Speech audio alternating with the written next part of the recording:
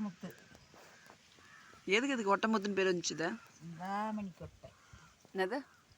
சிந்தாமணி கொட்டமுத்து. இதில் தான் எண்ணெய் சாய்த்தியாக வரும். இதில் என்ன எண்ணெய் வரும்? விளக்கெண்ணெய் தான் வரும், எண்ணெய் வரும். இது வைத்தியத்துக்கெலாம் நல்லா ஆகும். இது சிந்தாமணி கொட்டை. இந்த பெருங்கொட்டையெல்லாம் வைத்தியத்துக்கு ஆகாது. எது குளிக்கிறீங்க இதை? இது இட்லிக்கு போடுறதுக்கு குளிக்கிறேன்.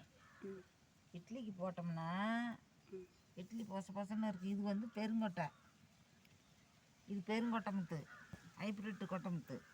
இது வந்து சிந்தாமணி கொட்டை, நாட்டு கொட்டை முத்து. குளிச்சு வச்சிருக்கிறேன். இதில் நல்லா எண்ணெய் வரும். பிள்ளைங்களுக்கெல்லாம் அம்மா பார்த்தா இது அரைச்சி தொடவுனா சட்டின புண்ணு காஞ்சி போயிடும். இது அப்படி இதுங்காது. இதில் எண்ணெய் அப்படி வராது. பெரிய கொட்டமத்தில் இதில் தான் எண்ணெய் வரும் நல்லா. இது வந்து இது சித்த வைத்தியத்துக்கு எண்ணெய் சூப்பராக இது எண்ணெய் இதாகும். இது இந்த பருப்பா இந்த பருப்பா? இந்த சின்ன பருப்பு சிந்தாமணி கொட்டை. சிந்தாமணி கொட்டைன்னா